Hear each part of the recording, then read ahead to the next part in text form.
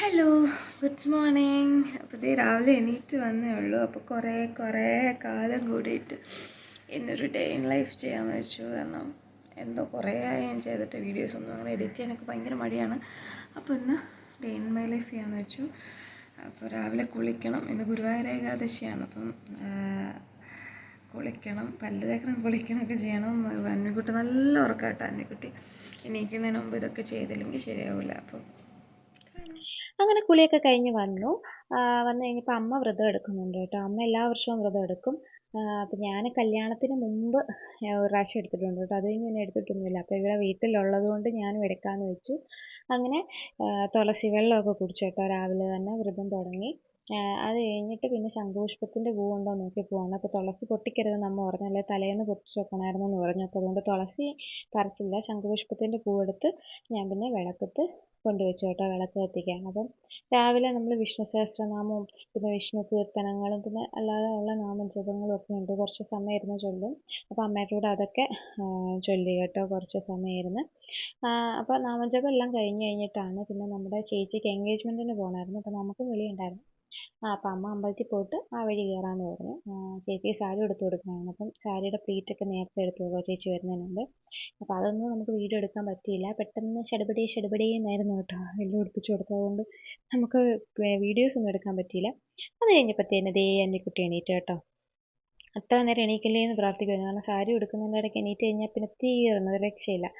അപ്പം ഇനിയിപ്പോൾ പതുക്കെ അവളെ കുളിപ്പിക്കണം, അവളെ പല്ലൊക്കെ തേപ്പിക്കണം. അതിപ്പോൾ അംഗനവാടിയിൽ പോകാൻ തുടങ്ങിയപ്പോൾ തൊട്ട് ഞാൻ അങ്ങനെ കേട്ടോ, രാവിലെ എണീക്കുമ്പോഴേ ആ രണ്ട് കാര്യം അങ്ങ് കഴിക്കും. അല്ലെങ്കിൽ പിന്നെ പുള്ളിക്കാരിയെ പിടിച്ചാൽ കിട്ടത്തില്ല. ഭയങ്കര പാടാണ് പല്ല് തേക്കാനും ഒക്കെ. അപ്പോൾ ഈ സമയത്തിന് അമ്മ നല്ല കപ്പ കപ്പയും ഉണ്ടായിരുന്നു. പിന്നെ നമ്മൾ ഉള്ളി അരയ്ക്കാതെ ചമ്മന്തിയും കൂടെ അരച്ച് വെച്ചു കേട്ടോ, ഉള്ളി ചേർക്കാതെ. അതൊക്കെ കഴിഞ്ഞിട്ട് ഞാൻ നോക്കുമ്പോൾ ദേ അമ്മമ്മ കൃഷ്ണൻ്റെ കഥ ഇങ്ങനെ പറഞ്ഞു കൊടുത്തുകൊണ്ടിരിക്കുകയാണ്. ഞങ്ങളുടെ അന്നിക്കുട്ടി കൃഷ്ണനാട്ടോ, നമ്മുടെ ഈ വീട്ടിലെ അന്നികൃഷ്ണനാണ്.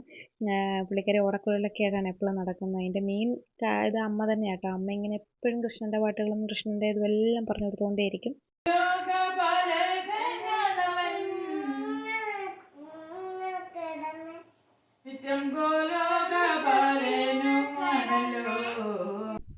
അപ്പോൾ അതെല്ലാം കഴിഞ്ഞപ്പോൾ പെട്ടെന്ന് ഞാൻ പല്ല് തേക്കാൻ പിടിച്ചിട്ട് കേട്ടോ. അല്ലെങ്കിൽ പിന്നെ രക്ഷയില്ല, പല്ല് തേക്കാൻ ഭയങ്കര മടി കേട്ടോ, ഭയങ്കര കാർച്ചയാണ്. അതേസമയത്ത് വിനുവനാണ്, അവൾക്ക് അത്രയും കരച്ചിലും ബഹളവും ഇല്ല, എൻ്റെ അടുത്ത് ഭയങ്കര പ്രശ്നമാണ്. അപ്പോൾ അതൊക്കെ കഴിഞ്ഞ് കുളിയൊക്കെ കഴിഞ്ഞ് ഡ്രസ്സൊക്കെ ഇടിയിച്ച് ഞങ്ങളൊരു കുപ്പി പാൽ കുടിക്കും. രാവിലെ എണീറ്റ് കുളിച്ച് കഴിഞ്ഞാൽ അന്നേരം ഒരു കുപ്പി പാലാണ് ഞങ്ങളുടെ മെയിൻ ആഹാരം. അങ്ങനെ പറയാൻ പറ്റില്ല, എന്നാലും പാൽ കുടിക്കും. പാലാണ് ഞങ്ങൾക്ക് ഇത് കൃഷ്ണൻ പാൽ കുടിക്കുമല്ലോ, പാലും വെണ്ണയൊക്കെയാണല്ലോ കഴിക്കുന്നത്. അപ്പോൾ പാൽ കുടിക്കും. അപ്പോൾ പാൽ കുടിച്ച് കഴിഞ്ഞു. ഞാൻ പിന്നെ കപ്പയും കുറച്ച് ചമ്മന്തി എടുത്ത് കഴിച്ചു കേട്ടോ, ചായയും കൂടെ. 9 മണി കഴിഞ്ഞിട്ടാണ് കഴിച്ചത്. അപ്പം കാരണം തലേന്ന് 8 മണിക്ക് മുമ്പ് ഞാൻ ആഹാരം കഴിക്കും, പിറ്റേന്ന് 9 മണി കഴിഞ്ഞ് ഞാൻ ആഹാരം കഴിക്കുള്ളൂ.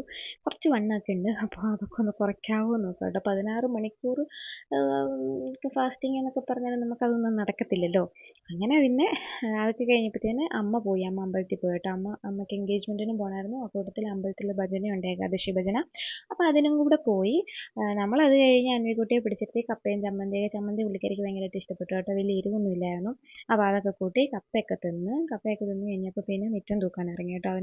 അവൾക്കിങ്ങനെ മിറ്റലിൽ ഇരുന്ന് ഇങ്ങനെ പാത്രം കൊടുത്തു കഴിഞ്ഞാൽ അതിലിങ്ങനെ കളിച്ചോളും, ഓരോന്നൊക്കെ ഉണ്ടാക്കുകയും തൂക്കുക. അപ്പോൾ ആ സമയത്തിന് ഞാൻ മിറ്റം തൂക്കാൻ ഇറങ്ങി കേട്ടോ. മിറ്റമൊക്കെ അടിച്ചു വാരി ഫുള്ള് മിറ്റമൊക്കെ അടിച്ചു വാരാൻ നമുക്ക് ഭയങ്കര പാടാണ്. ഒരു സൈഡ് നല്ല വെയിലായിരുന്നു. അപ്പോൾ ആ സൈഡും തൂത്തില്ല, ബാക്കി എല്ലാ സൈഡും ഞാൻ തൂത്ത് വൃത്തിയാക്കി. അത് കഴിഞ്ഞ് പിന്നെ നമുക്ക് വേറെ ഒന്നും ഇല്ലായിരുന്നു കേട്ടോ. കാരണം ഗോതമ്പിൻ്റെ അട എന്തെങ്കിലും ഉണ്ടാക്കാമെന്ന് വിചാരിച്ചു ഉച്ചയ്ക്ക്. കാരണം അമ്മയ്ക്ക് അമ്പലത്തിൽ നിന്ന് കഞ്ഞിയുണ്ട്, ഗോതമ്പ് കഞ്ഞി. അപ്പം എനിക്ക് അങ്ങനെ എന്തെങ്കിലും ഉണ്ടാക്കിയാൽ മതിയല്ലോ എന്ന് വിചാരിച്ചിട്ട് ഞാൻ പിന്നെ അവളുടെ കൂടെ കുറച്ച് നേരം ഇരുന്നു കേട്ടോ. പുള്ളിക്കാരി ഇങ്ങനെ കളിച്ചോളം ഭയങ്കര സന്തോഷമാണ് ഇങ്ങനെ കളിക്കാൻ വിടുന്നത് വെളിയിൽ. അപ്പം ഞാൻ അവിടെ വലിയ വെയിലും ഇല്ല, അപ്പോൾ അതുകൊണ്ട് അവിടെ കളിക്കാൻ വിട്ടു. പോരാത്തതിന് അകത്ത് കറണ്ടും ഇല്ലായിരുന്നു, നല്ലതായിട്ട് പുഴുങ്ങും അകത്ത് കറണ്ട് ഇല്ലെങ്കിൽ. അപ്പോൾ അതുകൊണ്ട് ഞാൻ വെളിയിൽ കളിക്കാൻ വിട്ടു കേട്ടോ. അതൊക്കെ കഴിഞ്ഞിട്ടാണ് അന്നുകുട്ടി പ്രതീക്ഷിക്കാതെ എൻ്റെ അടുത്ത് വന്നിട്ട് കമ്മൽ ഊരി തന്നത്. കമ്മൽ കുറച്ച് നേരമായി ഈ ചെവിയിൽ ഇങ്ങനെ പിടുത്തം തുടങ്ങിയിട്ട്. രാവിലെ എണീറ്റ് കുളിച്ച് കഴിഞ്ഞപ്പോൾ നോക്കിയില്ലായിരുന്നു, ശ്രദ്ധിച്ചില്ലായിരുന്നു. പൊതുവെ ഞാൻ എന്നും പിരി കറക്റ്റാണോ നോക്കുന്നത്. അപ്പോൾ അതങ്ങനെ ഊരിപ്പോകാറില്ലാത്തൊരു കമ്മലായത്. എന്നെ പറ്റിയെന്ന് അറിയത്തില്ല. എന്നാണേലും 3 ആയിട്ട് എൻ്റെ കൊണ്ട് തന്നു. പിന്നെ ഞാനത് കയറ്റാൻ നോക്കിയിട്ട് അമ്പിനും വില്ലിനും എടുക്കില്ല. കരച്ചിൽ, കുട്ടി ഭയങ്കര കരച്ചിൽ. പിന്നെ ഞാൻ റിലാക്സ് ആവാൻ വേണ്ടിയിട്ട് കുറേ നേരം കൊണ്ടൊക്കെ നടന്ന് ചോറ് കൊടുത്തു കേട്ടോ. ചോറൊക്കെ കൊടുത്ത് അപ്പോൾ കീർത്തന വന്നു. അപ്പോൾ കീർത്തനയായിട്ട് കുറച്ച് നേരം കളിച്ച് കഴിഞ്ഞപ്പോഴൊക്കെ കുറച്ച് സമാധാനമായി. അത് കഴിഞ്ഞ് പിന്നെ എങ്ങനെയോ ഞാൻ തള്ളി കയറ്റി പിരിയിട്ടു കേട്ടോ. ഒരു രക്ഷയില്ലെന്ന്, ഭയങ്കര കരച്ചിലായിരുന്നു. വേദന എടുത്തിട്ടല്ല, പുള്ളിക്കാർക്ക് പേടിയാണ്. എന്തോ കാത് കുത്തിയപ്പം തട്ടിയ പേടിയാണോ എന്താണെന്നറിയില്ല. അത് ഭയങ്കര കാതെ നമുക്ക് കമ്മൽ വേറെ മാറ്റിയിടാനൊന്നും അവൾ സമ്മതിക്കാറേ ഇല്ല. അപ്പം അതിൻ്റെ ഒരു പേടിയായിരുന്നു. അപ്പോൾ അത് കഴിഞ്ഞിട്ട് എങ്ങനെയൊക്കെയോ ഞാൻ കയറ്റി കഴിഞ്ഞിട്ട് ഞാൻ പിന്നെ കുറച്ച് നേരം ഫോൺ കൊടുത്തു കേട്ടോ. കരച്ചിലൊക്കെ ഒന്ന് മാറ്റാൻ വേണ്ടിയിട്ട് അവിടെ കിടക്കുമായിരുന്നു. ഞാൻ ആ സമയത്തിന് പിന്നെ വേറൊന്നും ഉണ്ടാക്കാനൊന്നും എനിക്ക് തോന്നിയില്ല. എന്തൊക്കെയോ പോലെ കുഞ്ഞ് കരയുന്നതും കൂടെ കണ്ടപ്പോഴത്തേന് അത് കഴിഞ്ഞ് ഞാൻ പിന്നെ പോയിട്ട് ആ കപ്പ തന്നെ എടുത്ത് കഴിച്ചു കേട്ടോ. കപ്പയും ഇങ്ങനെ ഇച്ചിരി തൈരിനകത്ത് മുളക് പൊടിയും ഉപ്പും കൂടെ ഇട്ട് ചാലിച്ച് കഴിച്ചത്. അങ്ങനെ കഴിക്കാൻ ഇഷ്ടമുള്ളവരുണ്ടെങ്കിൽ പറയണേ. കാരണം ഇതെൻ്റെ അച്ഛൻ കഴിച്ചുകൊണ്ടിരുന്നത് കേട്ടോ. എനിക്ക് ആ ടേസ്റ്റൊക്കെ എപ്പോഴും ഇങ്ങനെ കഴിക്കുമ്പോൾ വരും. അച്ഛനെ മിസ് ചെയ്യും വല്ലാണ്ട് ആ ഒരു ടൈമിൽ. അപ്പോൾ അങ്ങനെ ഞാൻ കഴിച്ചു കേട്ടോ.